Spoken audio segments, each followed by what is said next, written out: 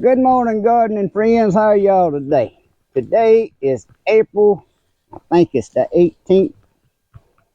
If it ain't the 18th, it's right there close to it. And for the last, I don't know, 2 weeks, I bet if you totaled it up, we've got over 20 inches of rain. And there's a good chance it's going to rain today. But at least we're seeing a little bit of sun this morning. But my DP sweet onions here that was in this bed, I'll bring y'all over here and show y'all what we harvest. We got a lot of onions, but they're not the size they ought to be. I mean, these DP sweet onions, the small onions ought to be in that size right there, and that's my big onions. You can see we got a bunch of small onions, and you might say, why you picked them? They look green. Well, guys, as much range we've got, they are broke over. They ain't gonna, if they grew any more, it ain't gonna be much. And I'm scared if I left them in there, I might end up losing some onions due to all the rain, because it ain't supposed to be dry but 2 or 3 more days, and they predicting rain again. And when we getting rain around here, every time it rains and I dump that thing, it's always 1.5 to 3.5 inches of rain. We've been getting hammered. So what I've been planting these beds, and I don't know if some of you remember from one of the earlier garden videos, I took the bad gamble again this year, and I told my wife next year, do not let me start a seed in my greenhouse till March the 1st, because I don't want to plant nothing out here in this garden until May. Seems like every year I'm wanting to get the head start, and the head start ends up costing me more than it does if I would just wait. Yeah, it turns out sometimes where you can get a tomato a little earlier or something, but I want y'all to hold me to it yourself. I need somebody to hold me to it next year. Don't plant nothing in the greenhouse till March, and I ain't gonna plant nothing out till May in the garden. So what I'm gonna do to my beds, I've already done the one back over in the back corner. I pulled them onions up, which I almost pulled them Vidalia onions up after the freeze this winter. They just looked horrible, and they wasn't making no bulbs or nothing. I went on and pulled that up a week, maybe 2 weeks ago. I can't rightly remember at the time. And I planted it in cowpeas and sweet corn. The reason I'm doing that, I'm thinking my beds, I have overdone it with all of the manures in my compost and stuff, and cowpeas and corn, I help suck it out and kind of re-neutralize your soil. That's how I say it.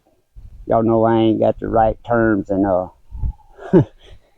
what actually it does to the soil, but the peas and stuff put your nitrogen, helps with the nitrogen and the nutrients in your soil, and the corn will help use up a lot of the overly fertilized.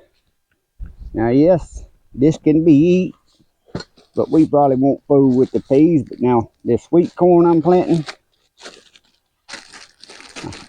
I got some of these seeds the other day. The corn market had them. That's the Incredible Sweet Corn. That was always some of my favorite. Incredible Sweet Corn was my favorite sweet corn. Now I'm finna just dash these peas out here just like this, because I don't care how overly grown it is. And then I'm gonna take some of this sweet corn right here. Now I ain't gonna put as much of it in here, but I'm gonna just kind of space them around. Which I want a lot of it in here, because I want it to really suck up what's in this bed. Like I said, I think I about done overdone my soils here with my chicken poop and quail poop and rabbit poop. They got too much going on in there.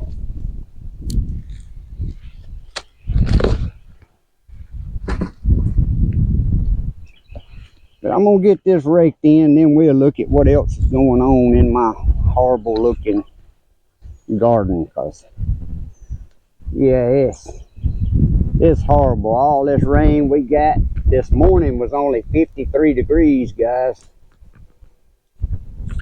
So the cool nights, I'm surprised my tomatoes even look what they look like, which to me ain't good.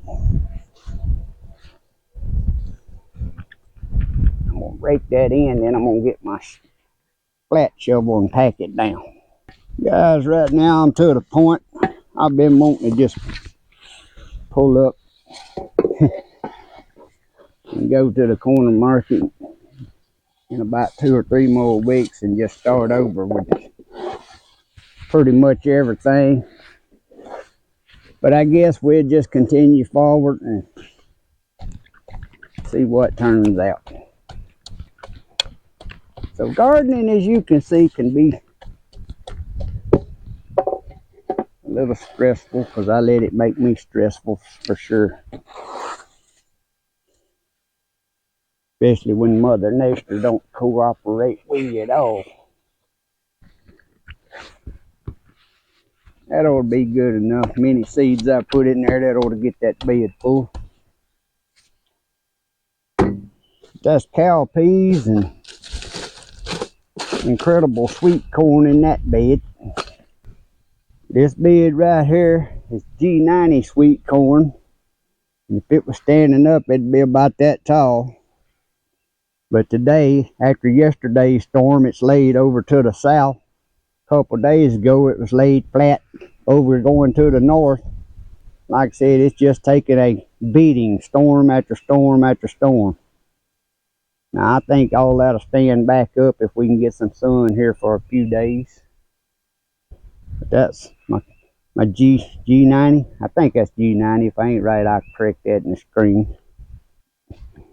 This bed over here is where them Vidalia variety onions was. I told y'all I just finally totally give up on them.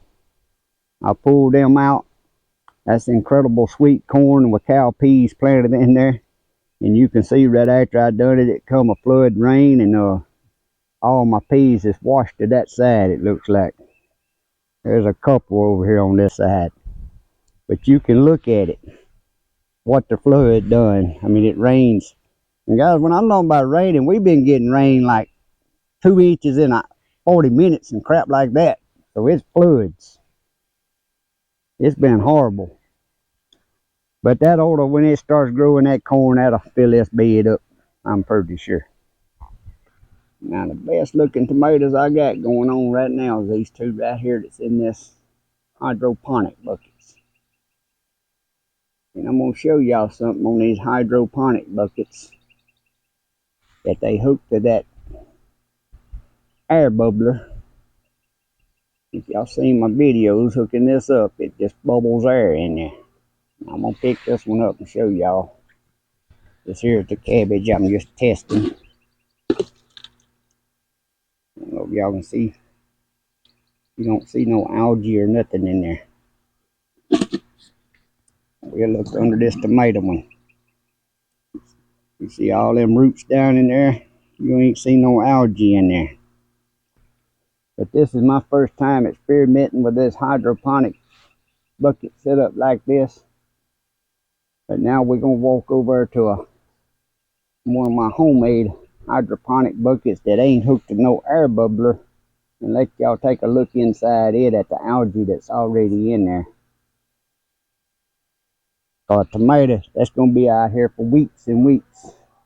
Now it is, I'm expecting it to get some algae in here even with the bubbler system running. But let's go take a look and y'all can see the difference. Now the eggplant ain't doing no good at all.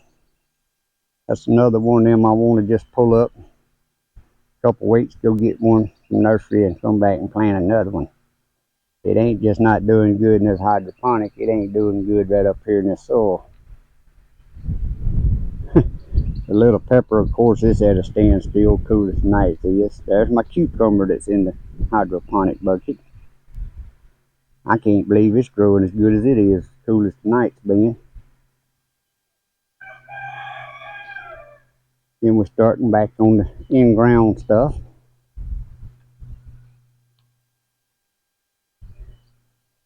That's supposed to be one of them squash that I bought from seeds from Burpee where it grows up right.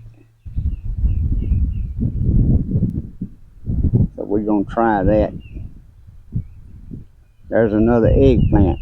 Now that one's in the soil. You see that don't look very healthy to me neither. And again, something been steady eating on them. Y'all close up to this black beauty eggplant. I mean, it's just horrible looking. But it ain't not rained long enough to spray nothing.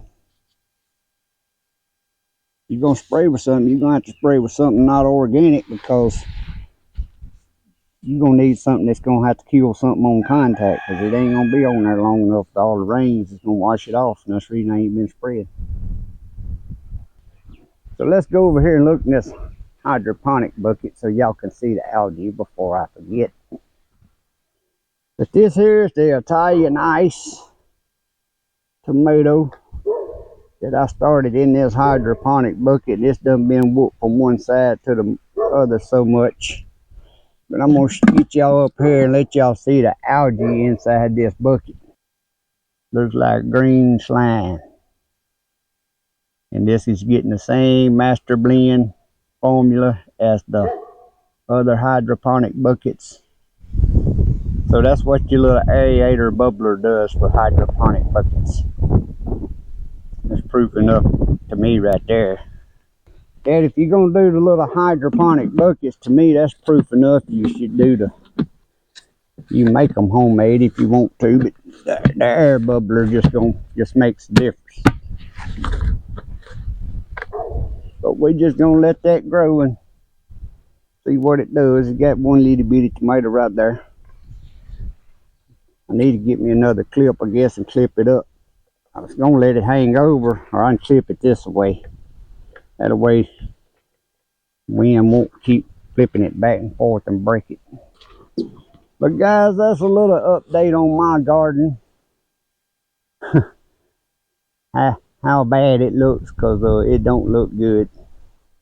I don't know what some of y'all's it looks like, but looks terrible, terrible, terrible is what Coach says. Terrible, Papaw, terrible. But my battery's blinking saying it's finna run dead, so I'm gonna let y'all go on this video. And as always, hope y'all have a great day and a blessed week. God bless. See y'all next time.